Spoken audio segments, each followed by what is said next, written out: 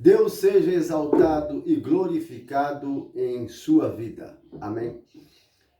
O assunto dessas pregações que vamos fazer é sobre o império de nosso Senhor e Salvador Jesus Cristo, o reino de Deus sobre a face da terra.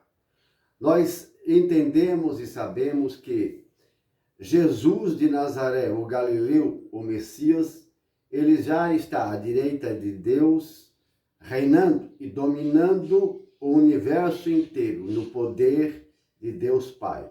Existem muitas profecias que já se cumpriram a respeito do Messias e do reino de Deus, mas tem profecias ainda no Antigo Testamento e revelações também do Novo Testamento que vão se realizar.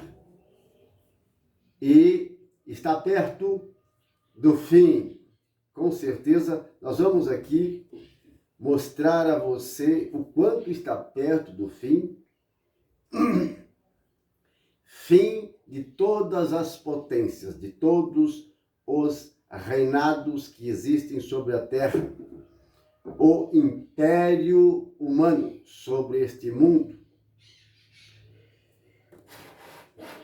Os apóstolos que eram discípulos de Jesus Cristo, eles, como todos os judeus, no tempo em que Jesus estava exercendo o seu ministério no meio deles, eles tinham a certeza, o Messias está aí. Outros não tinham certeza e outros eram inimigos.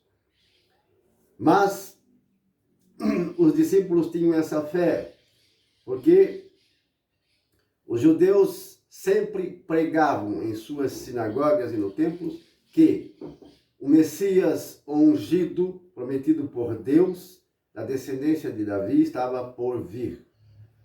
Os profetas anunciaram a vinda do Messias. Jesus estava ali e tudo o que aconteceu trouxe um ponto de interrogação na cabeça de todos os discípulos, porque como eles eram ensinados nas sinagogas e nos templos, que o Messias permaneceria para sempre na terra, que o Messias seria um soldado valente, como Davi, um guerreiro. Mas eles ensinavam, os doutores da lei e os escribas, que Jesus de Nazaré da Galileia não era o Messias porque ele foi morto, foi crucificado e foi derrotado. Segundo a cabeça, o pensamento deles, no que eles estavam vendo. Os discípulos também, eles desanimaram. Eles esperavam um Messias que reinasse e os livrasse do império, na época, romano, dos gregos, dos romanos. Porque eles pagavam tributo a Roma, a César. E não eram donos da terra onde eles estavam. Eles pensaram então, se Jesus de Nazaré fosse o Messias, ele não teria morrido desse jeito. Mas ele ressuscitou e apareceu aos discípulos. Por isso mudou a cabeça deles, foram transformados. Mas Jesus não apareceu para todo mundo, mas sim aos escolhidos, aquele que realmente o seguiram, o amaram e guardaram a sua palavra. E lá no dia de Pentecostes, antes desse dia do Pentecostes, quando Jesus falou da vinda sobre o Espírito Santo, os discípulos fizeram essa pergunta. Ainda, eles tinham na mente que o Messias reinaria, e conforme os profetas anunciaram, Isaías, Ezequiel, Zacarias, todos os profetas anunciaram que o Messias reinaria e que o reino de Deus se estenderia no mundo inteiro e dominaria a terra inteira. Mas temos um Messias que morreu, ressuscitou. Os discípulos viram isso, foram testemunhas. porém, tudo continua da mesma coisa, os inimigos continuam reinando, mesmo após a ressurreição de Jesus. E agora, nós não entendemos quando é que o Senhor vai reinar e instaurar para sempre o reino de Deus, a partir de Jerusalém em toda a terra, conforme os profetas anunciaram. É agora que o Senhor vai restaurar o reino de Israel e dominar o mundo? Jesus disse a eles, isso depois de ter ressuscitado. Jesus já tinha ressuscitado. Estava aparecendo a eles, e apareceu durante 40 dias, até a vinda do Pentecostes. E eles fizeram essa pergunta, e Jesus respondeu a eles, não compete a vós saber os tempos e os momentos que o Pai fixou em seu poder, mas sobre vós descerá a força do alto, o Espírito de Deus, vos dará força, poder, e sereis minhas testemunhas, meus mártires, em toda a terra da Judeia, na Galileia e até os confins do mundo. Então, Jesus estava revelando a eles que não era o momento do seu reinado sobre a terra. Não era. Ele reinaria a partir dos céus, num trono posto pelo Pai. Lá havia o trono do Pai, mas o Pai fez um trono para seu Filho, Jesus.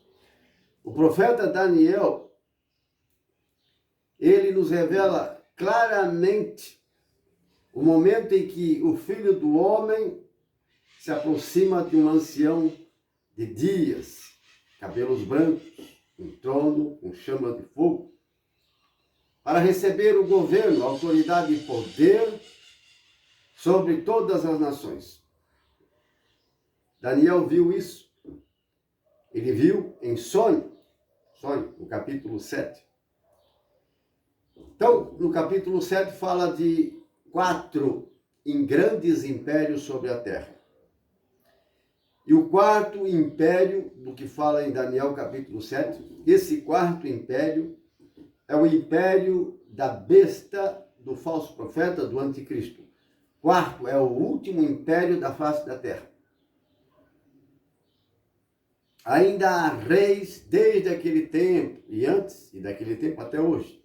E há governantes e reis e reinos em toda a terra, o que nós estamos vendo. Mas a injustiça, as abominações tomaram conta do mundo inteiro. E os reis da terra se contaminaram com o vinho da luxúria, de uma prostituição terrível. Estão contaminados, tanto as lideranças quanto a massa humana. Mas isso terá um fim, isso vai acabar. Nós vamos agora abordar, irmãos, Daniel capítulo 2. Sim, vamos pegar esse texto da Bíblia, capítulo 2, e trata aqui, Daniel 2, de um sonho do rei Nabucodonosor. Na época da deportação do povo de Israel para Babilônia, o imperador nessa época era Nabucodonosor. Deus entregou muitos reinos em suas mãos, inclusive o reino de Israel, o reino de Judá, por causa da sua idolatria, por causa da sua infidelidade à aliança de Deus. No tempo de Jeremias isso aconteceu. O reino do norte e do sul estavam divididos, mas o reino do norte, cuja capital era Samaria, já havia sido destruído pelos assírios. Agora, no tempo de Jeremias, era o rei, na época, Sedecias, em outra tradução. E na época de Jeremias, então, houve esta deportação. Estavam lá o profeta Daniel, o jovem Daniel, com outros jovens que foram convocados e preparados para atender ao rei. E no capítulo 2 fala o seguinte, que ele teve um sonho, o rei Nabucodonosor teve um sonho e precisava de uma interpretação correta, verdadeira deste sonho. Mas ele era um rei muito astuto, esperto. Tinha os astrólogos, feiticeiros, os mágicos. Tinha muita gente lá que adorava falsos deuses e trabalhavam com adivinhações, revelações de sonhos. Então, o rei não confiava nessa gente de jeito nenhum, apesar de ser do seu povo. O sonho que ele teve lhe trouxe muito tormento.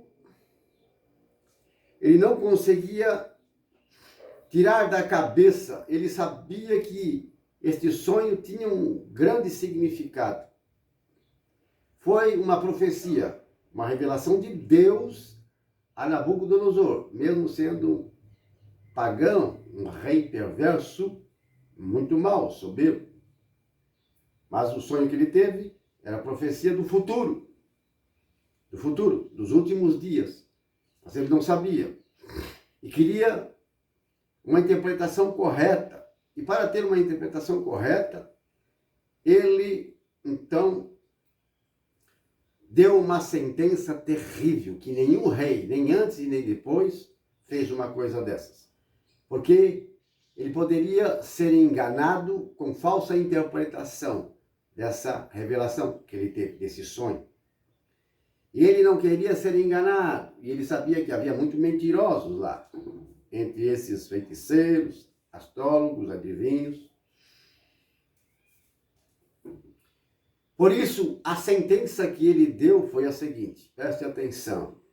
Ele mandou chamar essa gente que eram profetas pagãos, de deuses estranhos, que eles adoravam no meio deles. Sábios, astrólogos, feiticeiros, mágicos, adivinhos. Mandou chamar os principais para revelar a ele uma interpretação certa, correta, que não fosse mentirosa. E para isso ele disse: eu chamei vocês aqui para que vocês possam me dar a interpretação de um sonho que está me atormentando. Eu sei que ele tem um significado, mas preciso saber o que significa este sonho. Agora, eu peço que vocês me contem o sonho que eu tive e me dê a interpretação certa. Porque se vocês não puder contar, adivinhar o sonho que eu tive, vocês não poderão dar a interpretação certa e vão me enganar. Por isso, conte-me o sonho que eu tive e me dê a interpretação correta. Veja que nenhum rei, ninguém jamais teria feito uma coisa dessa.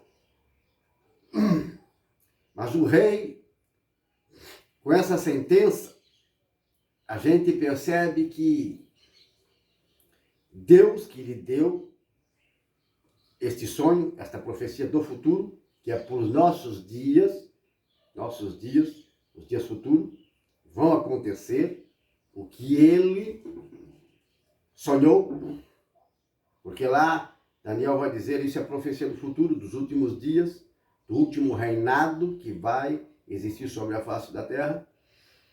Então, por ele ter sido tão rigoroso e querer saber também dos mágicos e dos adivinhos uma interpretação correta, ele foi tão rigoroso porque eles poderiam enganar, mentir. E eles iam fazer isso. Ia ficar no esquecimento esta grande revelação de Deus. Ia ficar no esquecimento para sempre.